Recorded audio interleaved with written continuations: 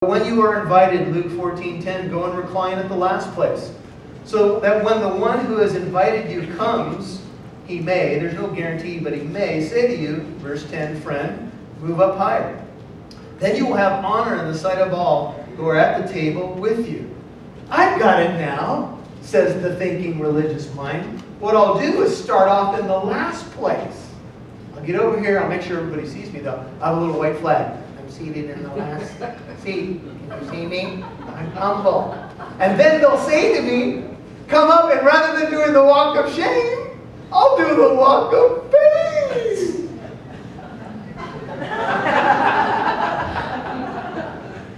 Is that what Jesus is saying? Start off in the low place so that you can get honor and glory in the sight of men.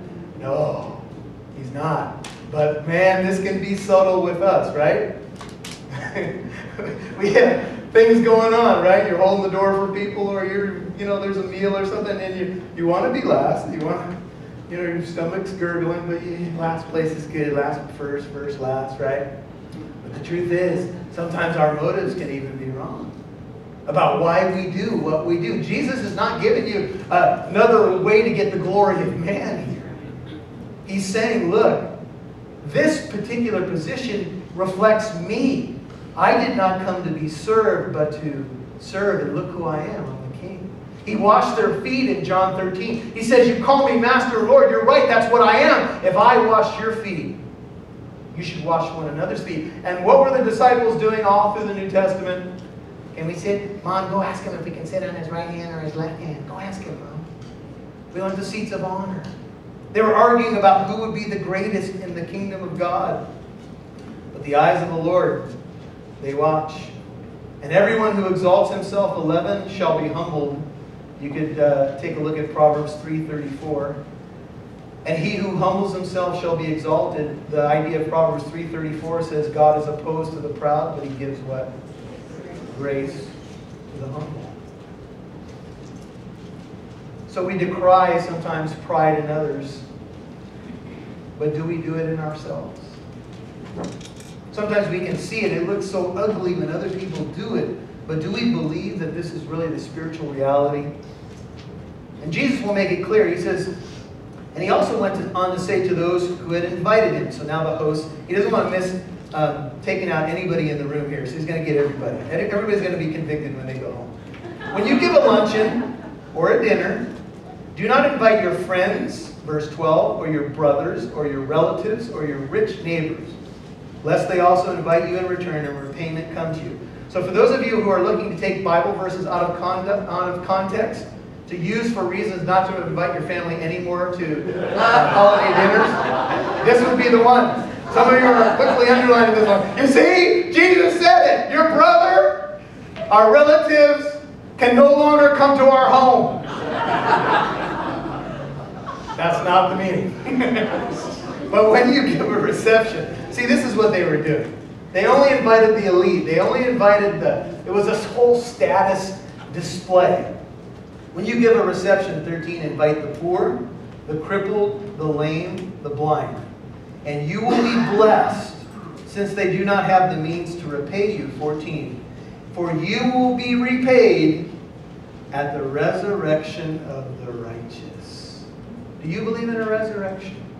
Do you believe that you'll be one of the righteous? The Pharisees believed in the resurrection. The Sadducees did not. The Pharisees did. They believed that there would be an award system or reward system from God. But notice Jesus says the resurrection of who? The righteous. There will be a resurrection of the just and the unjust. They think that they're righteous. But Jesus says, look, repayment's going to come. God knows. He sees your shenanigans right now. He knows how you guys play this status game, but your heart is far from Him. And when one of those, this is the first record I have of anybody saying anything. One of those who were reclining at the table with him heard this. He said to him, blessed is everyone who shall eat bread in the kingdom of God. All right, can we eat now? All right, we've been blasted enough, right? I don't know if he was trying to break the awkward silence. I don't know if Jesus was looking at him and he decided to be that guy, that says something religious sounding to break the awkwardness of the moment. Blessed is everyone. I don't know if he said this at every dinner. Blessed is everyone who shall eat bread in the kingdom of God. But actually, there's more here. Because they believed that they would break bread in the kingdom of God, the messianic meal in Isaiah 25. The Jews believed that. He probably believed that everybody was sitting there, would be part of that meal. Jesus has been talking about that in the resurrection. But, verse 16 has the idea of on the contrary. But, Jesus will make sure this guy gets it too. He said to him, a certain man was giving a big dinner and he invited many. And at the dinner hour, he sent his slaves to say to those who had been invited, come, for everything is ready now. Here's what they would do in the ancient world. They'd send out an initial invitation, almost like a wedding invitation months before. And then they had to kill a certain amount of animals. They had to prepare everything. And then the servants of the host would go out and they would get the people that had responded positively. So everybody who had said they wanted to come, then on that day they'd say, everything's ready now. You can come. You can come to the feast. And now it's excuse time. But they all alike began to make excuses. Now keep in mind, Jesus is telling this story in the light of this guy's statement. The first one said to him, I bought a piece of land and I need to go out and look at it. Please consider me excused. The first guy said, I bought some land. I can't make it to the dinner. I got to go look at the land I bought. Do you see a problem here? He hasn't looked at the land yet? Do you buy a piece of land without looking at it? And I know some of you guys buy stuff maybe seeing pictures or on the internet, but there's no pictures here. So, what do you mean? Now, is this guy so rich that he just buys stuff and then he goes and looks at it later? Maybe. But he says, I bought some land and I gotta go look at it now. I got business to do. I gotta go. It sounds noble, dutiful, but this is an excuse. J. Vernon McGee says about business, quote, one day you're going to die and you will discover the business will go on as usual without you. Close quote. Sometimes people say, I bought this thing, I got to go take care of it, I got to go look at it, and we got this vacation home and it's keeping me so busy. Wow. And another one said, I bought 5 yoke of oxen, that's 10 total, 5 pairs. This would be for a big field, probably 100 acres or more, so a rich person. And I'm going, or I'm on my way, NIV, to try them out or examine them. Please consider me excused. See, I bought these oxen and I haven't looked at them yet either. Can I go? Can I be excused? That's like buying a car without looking at it. Now, I made a confession in first service. I'll make it in the second one. I bought a Maserati when I was about 20 years old. I don't even think I looked at the engine when I bought it. That's stupidity. I've since grown from there, but confession is healing for the soul. Anyway, I bought these oxen. I don't know if they have 3 legs or not. I don't know how good they are. I was listening to one pastor. He said he read an older commentary, and the pastor said, you know, you hear the story that you haven't seen these people for a while, and you say, where have they been? And they say, we got the car. I said, what's the car? Well, the car is, you know, we've been saving all these years, and now we got it now, or we got the boat, or we got the whatever. Now we got to use it, because we can't justify owning it if we only use it a couple weekends a year. So we bought that, and in order to justify that, we got to use it so we don't go to church. But we do a small devotion on the water. You know, you hear all this stuff. Now look. Let me be clear. We're not saying there's anything wrong with a vacation home, a boat, or something else. But sometimes what happens is you hear somebody, you know, they were in the church, they were serving the Lord, and then you hear they're gone, and you say, what happened? I got the car. You know, it's been 2 years since we've seen you. What did you drive to? You know? We got the boat. These things are not racehorses. I mean, what do you got to do with them?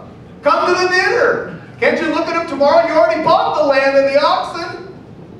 They can't wait? Oh, no. Yeah, I already bought it, but now I got to go see it. I've really made up my mind. Now's the time. And another one said, and I think this is the only legitimate excuse, I have married a wife, verse 20, and she won't let me come.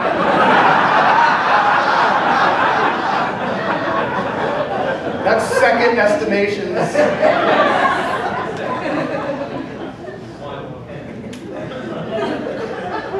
Hey, you does say it. Look, he says, for that reason, I can't go.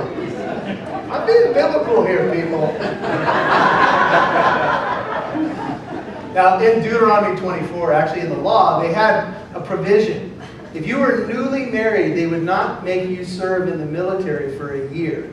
Because potentially you could die in service, and they wanted you to be able to enjoy the time with your new bride. So you would basically be excused from going on the battlefield. But this ain't the battlefield, it's dinner!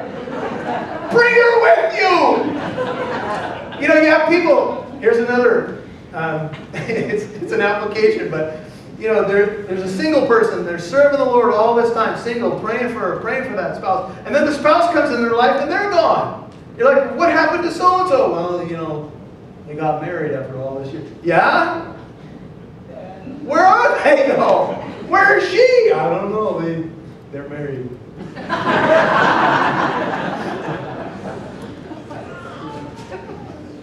I don't know about Zig Ziglar's theology, but listen to this little story. He says, my brother, the late Judge Ziglar, loved to tell the story of the fellow who went next door to borrow his neighbor's lawnmower. The neighbor explained that he could not let him use the mower because all flights had been canceled from New York to